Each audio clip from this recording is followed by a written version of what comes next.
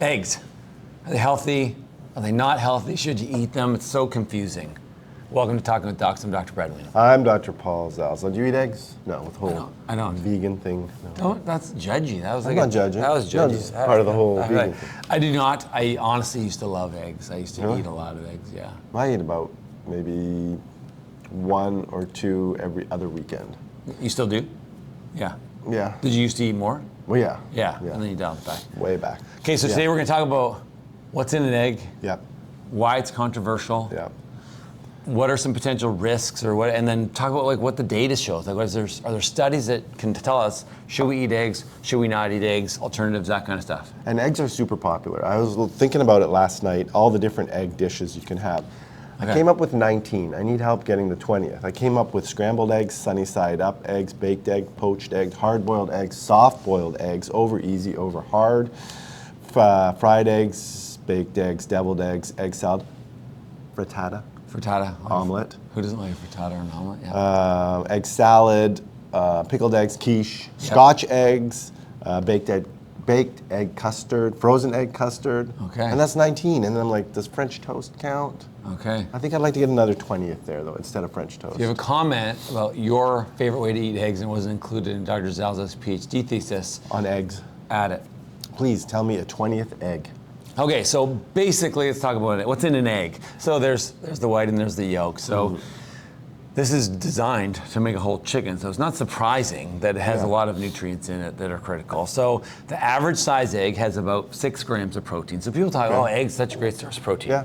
So what I would say is that it's what's called a complete protein. So it has the proper balance of all the amino acids. But we've talked about this before in some of our other videos. All plants have all the amino acids, just not necessarily in the ideal distribution. Right. So 6 grams, it's an okay source. Yeah, and that's probably why Rocky put them all in a blender Yeah. and drank them before he was training. Kinda Remember gross. that? Yeah, I kinda think Sylvester Stallone really drank those eggs. He might have. Yeah. Hopefully it wasn't too many takes.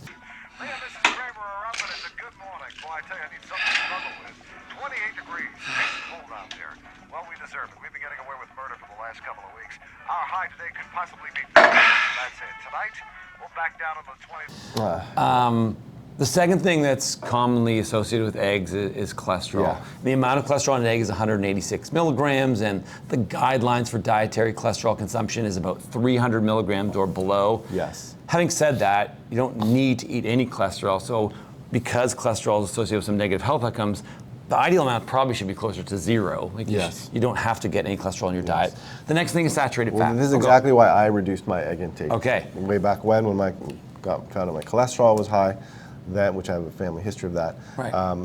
That's when I cut my egg intake back. And we're going to Way talk back. about eating cholesterol and its relation to blood cholesterol in a second. Okay. Sorry. Third thing, that's okay. Yeah. Third thing is saturated fat. So it has 1.6 grams of saturated fat. Recommendations are to have less than 5 to 10% of your total calories in saturated fat because saturated fat actually leads to high cholesterol. Right. And it's not good for us, Right. associated with negative health outcomes. So we want to, like same thing, you don't need any saturated fat, should probably be as close to 0. But 1.6 grams, even a small bag, Easter just passed, small bag of those mini eggs, 5 grams saturated fat. There you go. Yeah. Those eggs are worse than the regular eggs. Way worse. I think they actually might be. I think they are. I would totally agree they are. And then vitamins. So B12, vitamin D, iron, selenium, and the amounts of all these nutrients and even omega-3s relate to the way the eggs are raised. Did you know that like free-range eggs, because they're out in the sun, can actually make vitamin D just like us? Really? So The they have- egg? The chickens Okay. that are out in the sun have more vitamin D in their eggs if they're out kind of sun tanning. Free range? I know. Who knew? So there is some merit to free range. You ever see chicken out there in the sun bathing with a Speedo on? Not bathing, but walking around, like rather than being stuck in a tiny in a little pen. cage or Okay, pen or makes coop. sense on a sunny day. Okay, so let's specifically talk about cholesterol. Well, yeah, that's the deal. That's why I reduced my egg intake drastically, and my cholesterol was up. Before I went like mostly plant-based, but Right. as you know, I still eat some Yes. other foods. But I found personally, when I drastically changed my diet, I Right. could reduce my cholesterol numbers by about 20%. And that's what Dr. Heffernan said in some of our other videos. So people, leave a comment if you have an experience with cholesterol, with dietary cholesterol, with whatever, with eggs, Yeah. share it.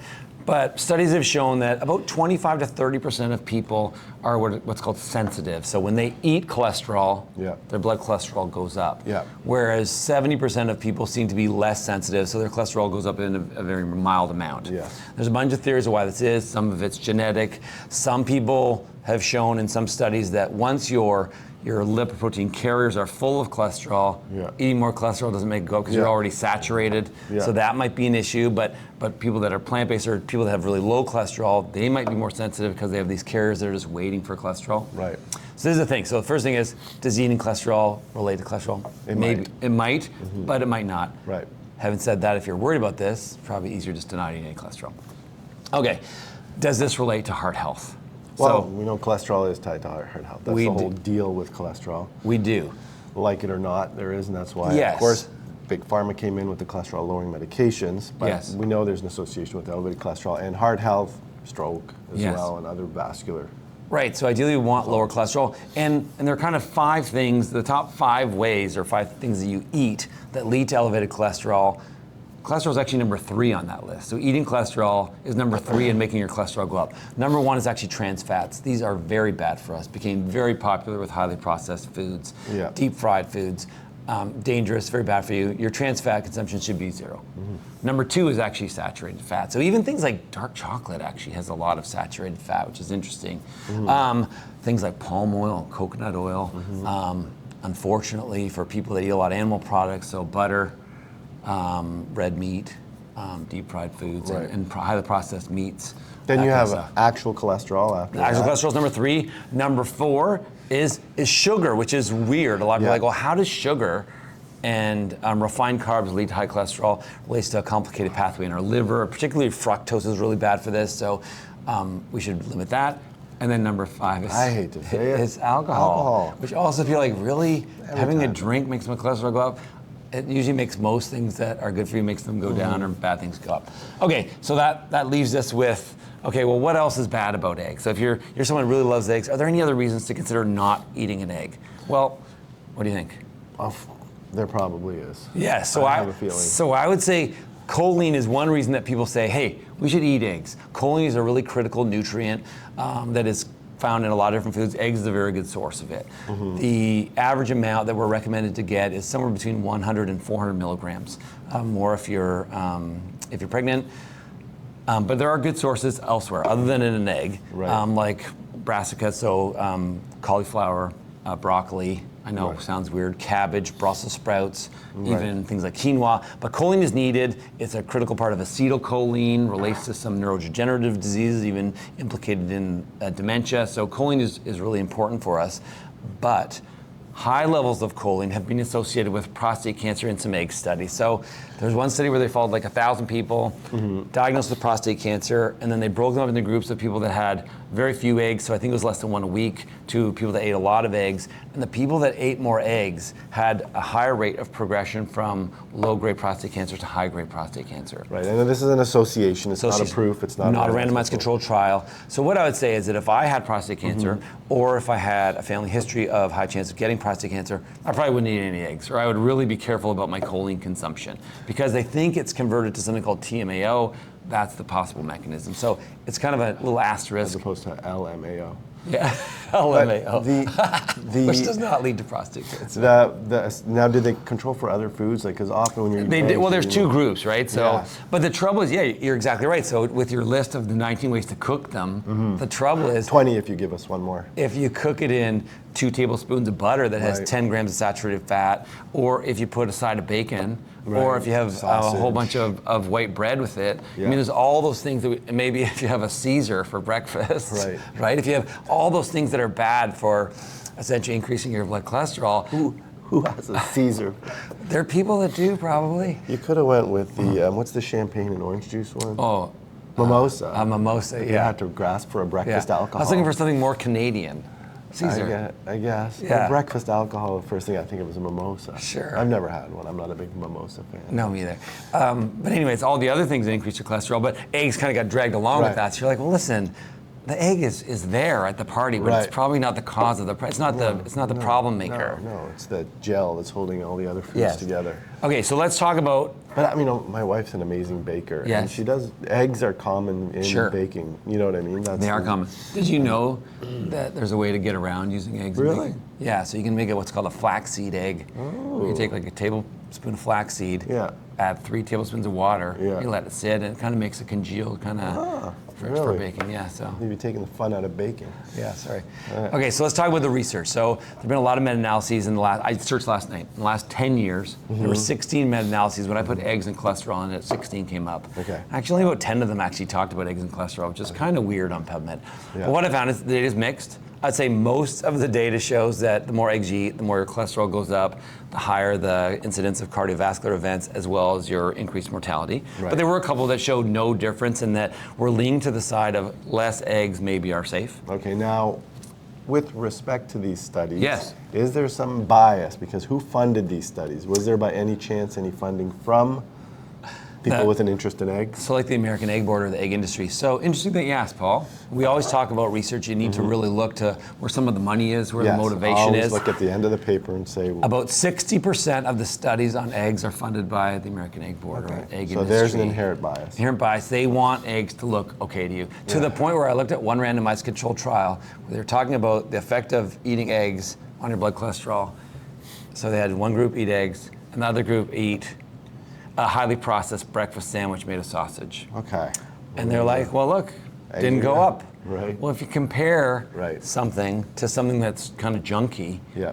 right, then it's really not a fair tough. comparison. So I think you have to make the decision for yourself. So in a conclusion, what would we say? So number one, are eggs healthy? Well, are they healthier than what, I guess is the first thing. Are they healthier than a breakfast sandwich? For sure. Yeah.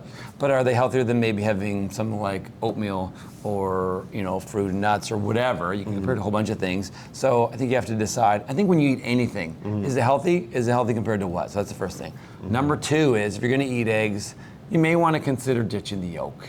Oh. Or having less yolks, because the yolk is really the source of the cholesterol and the saturated fat. So if you loved eggs and you said you wanted to have some eggs, if that's what I probably would do that. If I was going to have an egg, I might get rid of the yolk. Yeah. Fair enough. And then the last one, Moderation. like everything we talk If you're about, gonna right? eat eggs, don't make it part of your everyday breakfast routine, right? Right, so definitely less than one a day, and Yeah. maybe even that couple a week, kind of like you're saying, maybe on the weekends, Yeah. but you probably shouldn't eat it every day. And are there gonna be someone in your life that says, I had 2 eggs a day for 39 years and I never had a heart attack?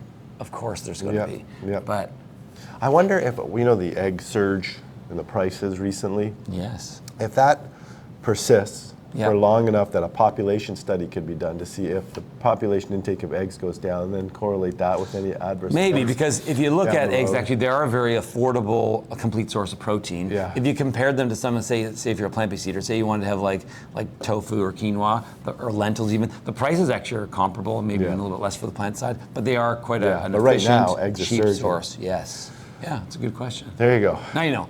Maybe don't get cracking. Maybe don't get cracking. This was an exceptionally good video. Exceptionally. See what I did I there? did that. Give us the 20th egg recipe, please. Okay, if you like this video, please like it, subscribe to our channel, share it with someone that likes eggs. And remember, you are in charge of your own health. See you next time.